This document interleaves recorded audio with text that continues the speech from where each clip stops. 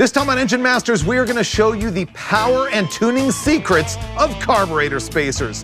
We got the open spacer, we got the 4-hole, we got 2 intake manifolds, we got a 3-3 small block. It's everything you need to know.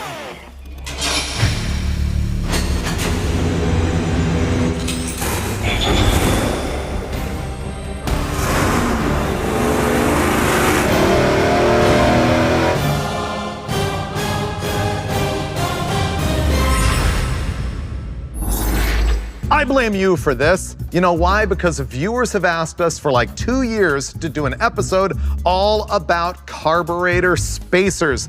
You would ask, why have we resisted? Well, the thing is, these carb spacers, they really change their effect on performance depending on the intake manifold design, the engine displacement and camshaft, the carburetor that's used. There's a lot of different effects that they can have on performance. We think we've put together a combination here that is sort of as broad and representative as possible for you. But first, let's talk about what a carburetor spacer is. There it is. It's as simple as that. It's one of the cheapest things that you can do to change the performance of your engine. You simply put it on your intake manifold right there, slap your carburetor on top of it. And it affects the distribution of the manifold, the fuel curve, all sorts of things that you will see. The thing is, there's a lot of different types of carburetor spacers. This one is what we call an open. This is what we call a 4-hole. These are both 1 inch tall. You can get them like up to 2 or 3 inches tall. There's other variations that are like a tapered combo, or ones with steps, or ones that are just split in the middle. But let's be honest, these are the 2 that really matter in the world. The other thing that's different about these is that they come in all kinds of materials. You can get them in wood, you can get them in plastic with little rubber inserts that keep the carburetor from vibrating. You can get them in die-cast aluminum, billet aluminum, or what this is, which is phenolic resin. What is phenolic resin? I questioned it because thermoquads have the main body made out of phenolic resin, but what does that even mean? It's based on an organic compound called phenol, and it's mixed with formaldehyde and some acid and stuff like that, and it becomes hard plastic. You know what's made out of phenolic resin? Carburetor spacers and pool balls. All right, there's completely random information for you.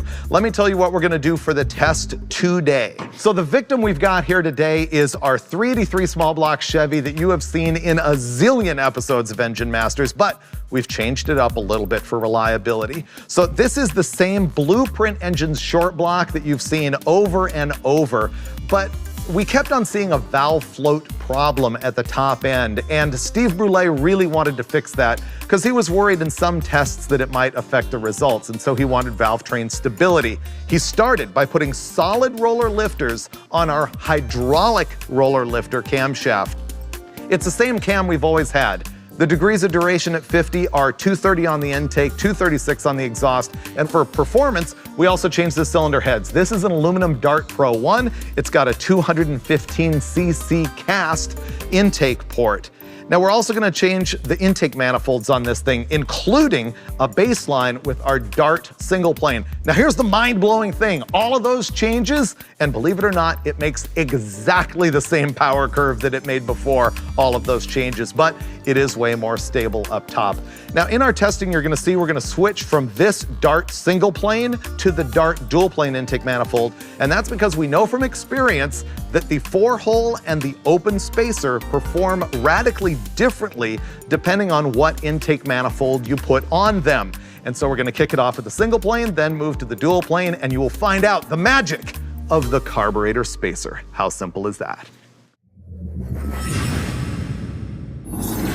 So for this test, what we've decided to do is add a couple of sensors that we don't always use. And one is the air hat, which measures airflow that the engine is drawing in cubic feet per minute. And the other one are these 802 sensors. They're oxygen sensors, not dissimilar to what you have in your regular passenger car, but we have one in every cylinder so we can identify the air-fuel ratio in every cylinder. We're potentially only looking at 2 or 3 horsepower differences in some of these spacers. And so we want to be able to identify where the gain or loss is occurring. And so, like they say, you can never have too much data. So we're going to go in, baseline this thing, get some numbers, and move on from there. Spacers are tough to predict. The only one I think I can predict, I'll probably be wrong, is the open on a dual plane. Dispense with the chit-chat, gentlemen. Baseline it, Brule. I'm Yes, cutting sir. to the chase. Wow. Taking charge, Freiberger. With authority. What's gotten into you?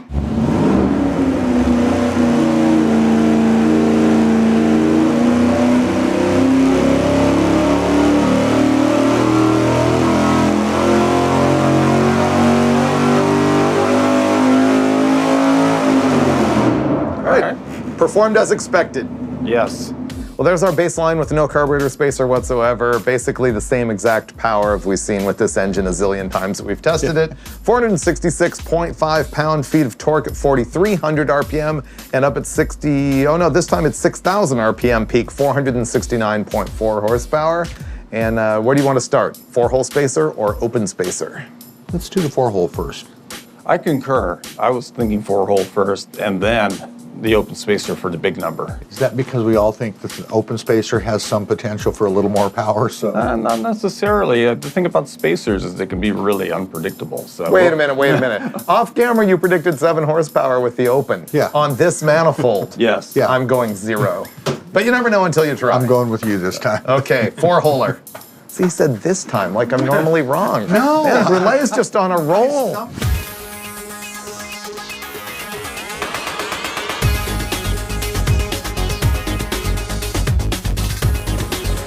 Oh, fail! The studs are too short. Take it off. How do they do that? Those must be for a 3/4 inch spacer. All right, Brulé, take it off.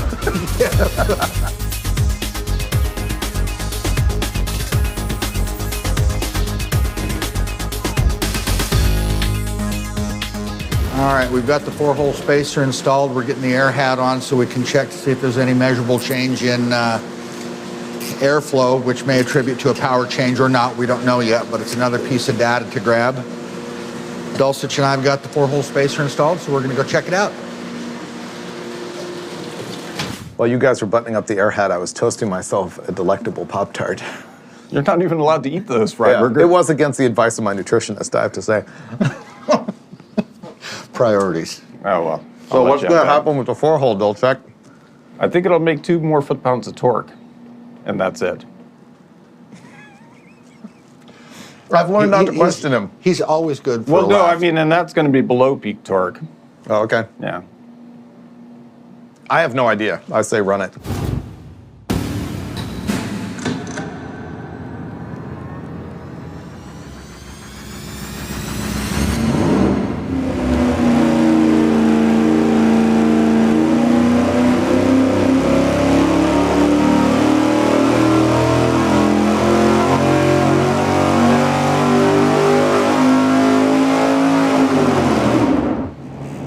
Make more power. I didn't see much of a change in air-fuel ratio, No. which is interesting.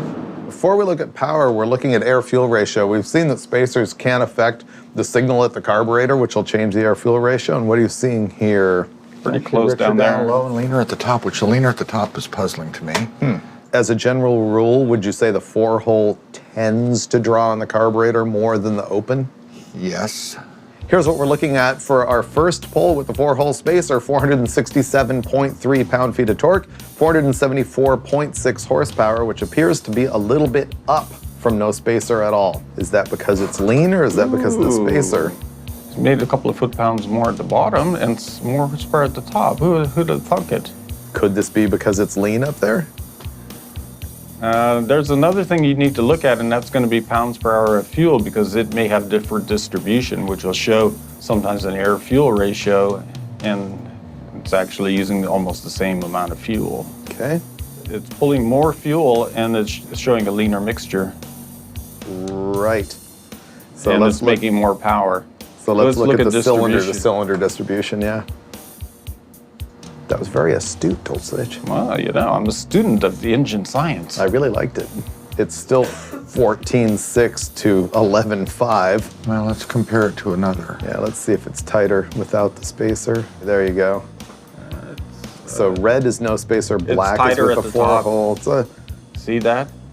yeah, here, Where it's it's making more power. It almost is tighter. Yeah. Yeah, so it affected the manifold distribution tiny bit. And it actually helped on the bottom because you don't have those two that are way out of the field there at the low end that are 15s. These two? Yeah.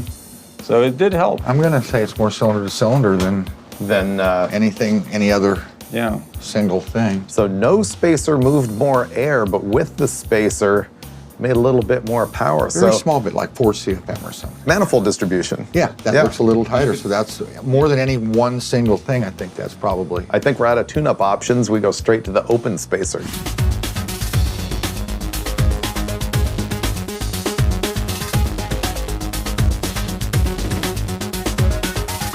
So it's easy as that, which is why you can test this stuff at home or on the drag strip just by stocking up on spacers and flopping them underneath the carburetor.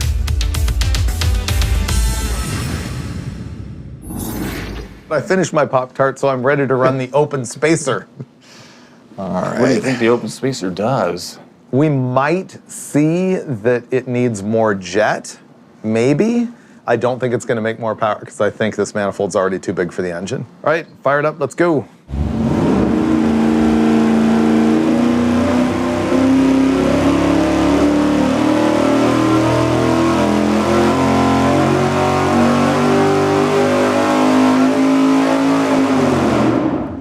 And the open spacer makes 469.9 pound-feet of torque and 472 horsepower, which is up just a hair, I believe, but we need to look at the overlay to compare. Let's compare it first to no spacer whatsoever. So this is a look at the red line, which is no spacer at all, and the black line, which is the open spacer. So you can see that the open spacer lost a tiny bit of power in the neighborhood of 4,000 RPM, and it made power from 4,500 all the way up, but then difference gets pretty negligible. Yeah, curiously, it really moved up the peak torque Yeah, I was RPM. looking at that too. 4,700s from 4,300. There's like a blip right there where it came up. But now we have to compare the open spacer that we just tested to the 4-hole. So the 4-hole is in red and the open spacer is in black. Basically what we saw in our comparison between the two spacers, the open and the 4-hole, is that they traded places in power throughout the curve, but none of it was significant enough. What we're looking at now is air-fuel ratio distribution. In black is the open spacer and in red is the 4-hole, and you can see that the red 4-hole is actually better. It's grouped from tighter. Yeah, which makes sense actually because it's doing something about the velocity through the carburetor, whereas the open spacer's just adding plenum volume.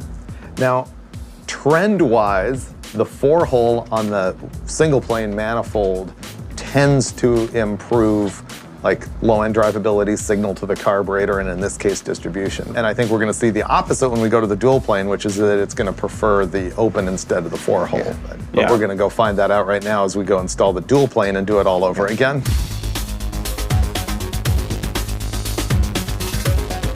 With the carburetor off this, you can see that this dart intake is a single plane, wide open plenum. This would be typically designed for something that makes more RPM, more power, more displacement than this engine.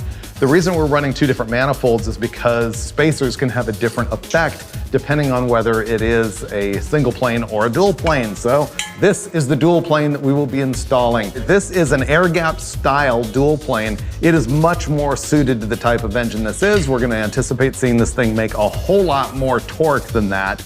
And we will show you the power difference between these two intakes before we start messing around with spacers. We've already done our first pull with a dual plane. It was really rich. We went out there and leaned it out by 9 jet sizes overall, which is a big whack. And we're gonna see if it makes a difference in power.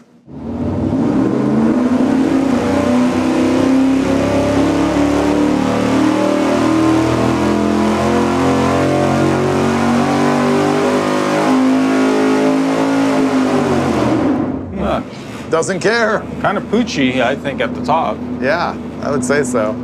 So after the tune-up on the dual plane, where we went in and leaned it out some, it actually just came down a hair in power. We're looking at 474 pound-feet of torque and 454.6 horsepower. Look at that. The red lines here show the single-plane intake manifold with the 4-hole spacer on it, and the black is this dual plane with no spacer. And you can see the red lines are just grouped much more tightly, and the dual plane is much bigger. And so it's not a matter of runner length making the power difference. We think it's probably that there's some cylinders that just aren't in the mood to make power because we're barely feeding them any fuel. or we're feeding them too much. Yeah, I mean, it tilted the curve, so I mean, the runner length is taking care of it down there, but I think we've just got issues up there with fueling the cylinders. Cylinders at 16-to-1 don't make power. Right. Yep, and there's nothing you can do about that in the carburetor to fix it. Maybe the spacers may help. The 4-hole spacer. It may. It may. That may help. We don't know. Is that our next step? Yep. Okay, we're gonna go out there and put the 4-hole spacer atop the dual plane intake manifold.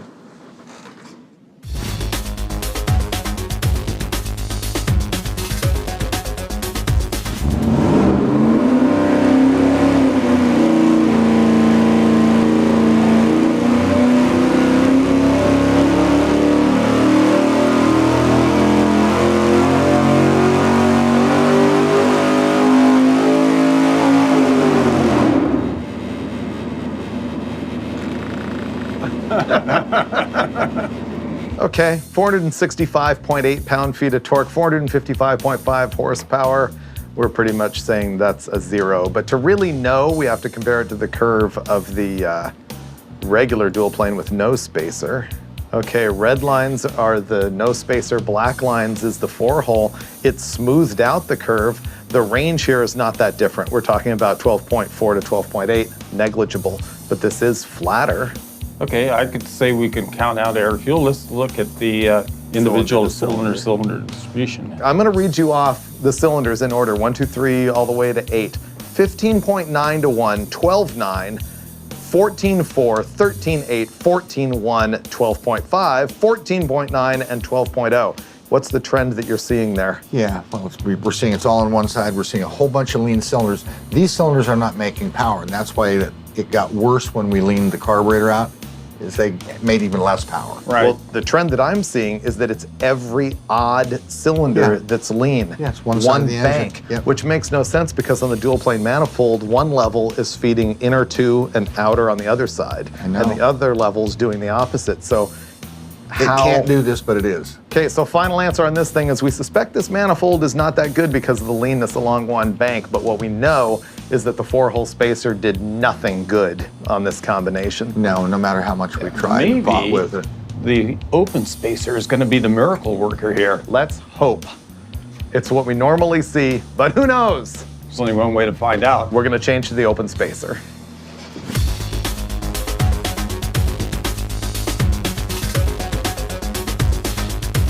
Final step. This is the dual plane manifold with the open spacer, and preemptively, Brule has already thrown 6 more jet sizes in the back and 3 in the front. Open spacers tend to make less signal on the carburetor, meaning that you have to put larger jets to achieve the same air-fuel ratio, and that's what Steve did before we even started.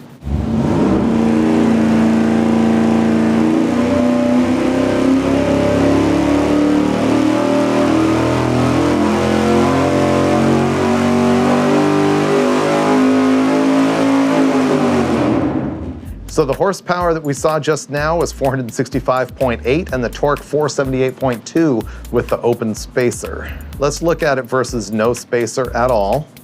So black is the open spacer and red is no spacer at all. So that is absolutely the right thing to do. That's a lot of horsepower. Yeah, I didn't expect that it was that big of a hit, but man. I didn't either. And that comes down to the cylinder distribution. It's not just that the spacer made that, it's that more cylinders are doing, you know, their work. They've come to the party. Reason why I think the cylinders are, you know, more evenly distributed is that 1-inch spacer is sharing more pulses side to side You've got better from the two communication. planes. Yeah. Better communication, exactly.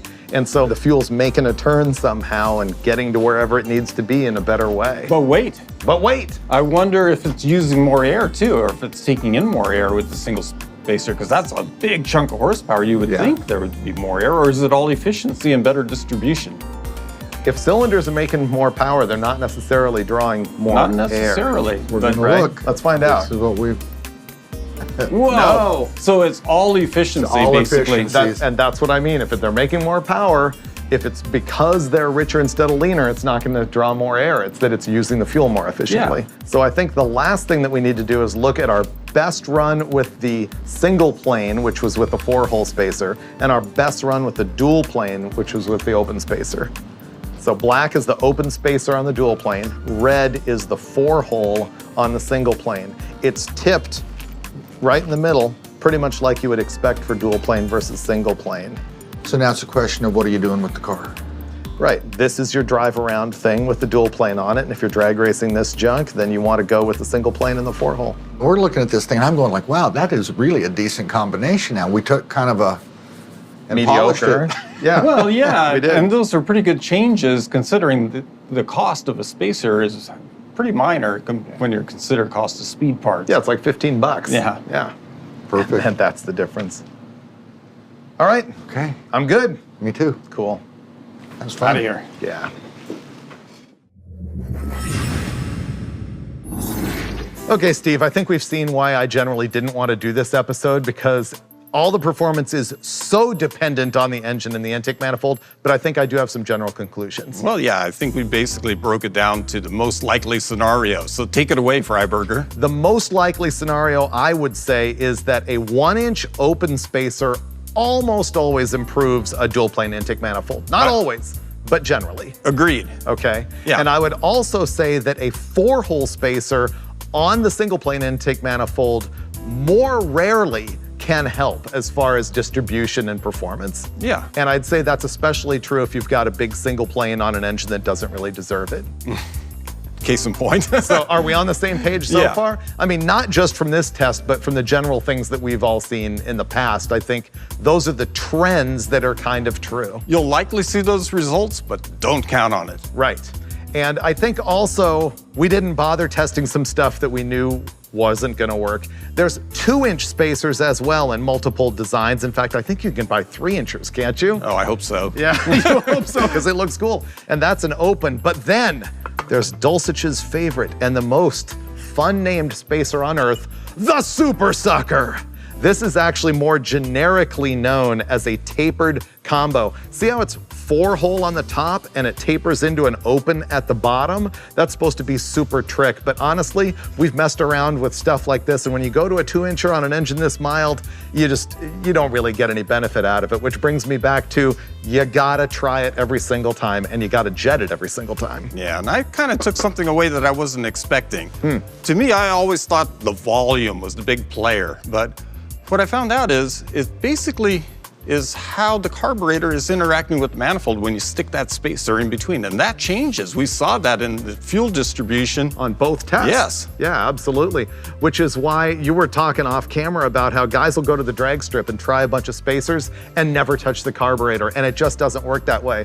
Honest truth, if you want to get the most out of your carburetor spacer, you need an oxygen sensor in every single hole so you can see what's going on. At minimum, you need 2 oxygen sensors in your headers. Do you agree? Yeah, or a lot of drag testing will Yeah. do the same thing. Exactly. But generally, I would say your ultimate takeaway is if you've got a dual plane, try a 1-inch open spacer, and that's the end of the story. It's about the cheapest power you can get. As a matter of fact, Dulcich wants to go home and make one out of plywood. Oh yeah, I can do that. And so we hope to have more in-depth and factual information in future episodes of Engine Masters.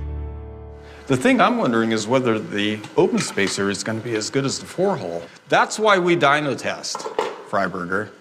You know, because the racetrack, the pits, the internet, they're all full of experts. You know, they know what's going to happen. They'll tell you what a 4-hole will do, what an open spacer will do. But you know what? I don't want to listen to those guys. I would listen to the dyno. That's the way I do it. Engine Masters.